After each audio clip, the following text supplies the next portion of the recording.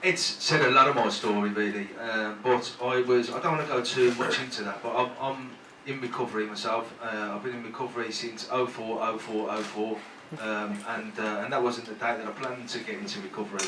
It just kind of happened that way. I planned to get into recovery loads of times before that, and I was always a man with a plan, and nothing I ever did worked. It always failed because I was always on my own. I didn't know anybody else who was in recovery.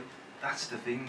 Like everyone that I used with, they didn't want to get clean. Do you know what I mean? They was in and out of the criminal justice system and swapping one drug for another, and no one that I was around ever did get clean. And I did always have hopes and ambitions and dreams. And to be honest, in my using, Ed was right. I was quite resourceful. I was a flat-out addict. I had a plumbing business so that I could earn money so that I could continue using.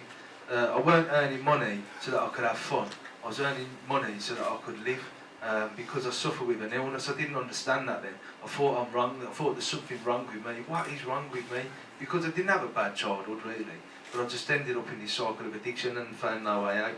So in April 2004, I ended up in Western Superman, and a lot of people ended up there because they were sent to rehab.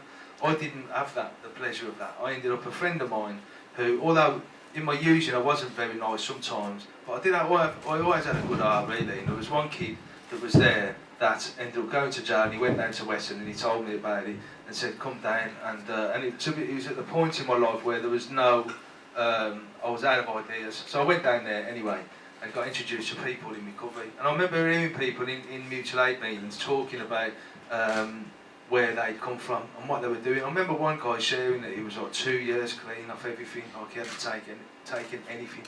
And that was an alien concept to me. Abstinence means nothing. That means like not alcohol. I mean, in fact, it means no drugs.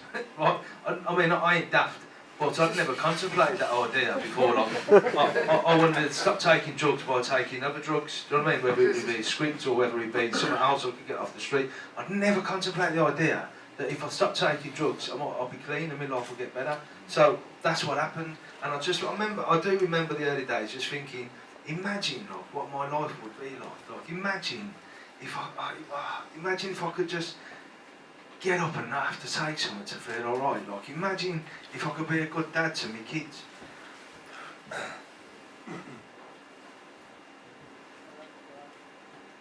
Trying not to do this. Because that was really exciting about living a life free from addiction, like that I could be someone like a good husband and a good member of my community, and I just thought, imagine if that could happen to me.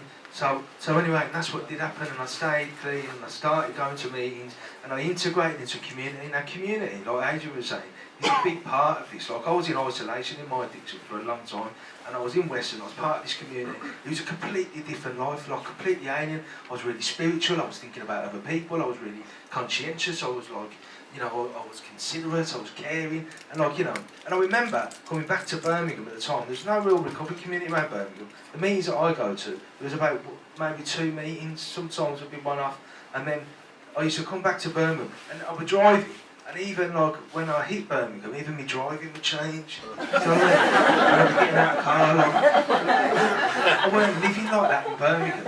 And I used to think actually that Birmingham was the problem. I need to hurry up, right, okay.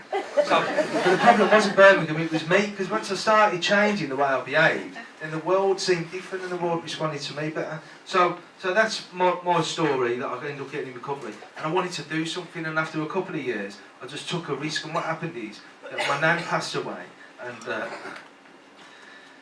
her house was given to my mum, and my mum said that she don't want it, that me, my brother and my sister can have it, and I just thought it's just at the right time. Things have happened like this, just at the right time, that I just thought, I'm going to mortgage that house, I'm going to buy my brother and sister out, and I'm going to set up the first house called Changes. I had a plumbing business as well, and I was running around all over the country, and I just wanted to do something to get a house where people could recover, that people could come back to Birmingham. So there it is, there's my nan's house, 320 Meadway, and also, so that's what happened. I got the house, and it'd been converted into flats, and one of my family members in there, and he was a bit of a crack house, so I had to throw him out, and then we had to convert it back to a house, and then like, have a word with the neighbours and say, it's not going to be like that anymore, and that's what we did. I won't say it's family.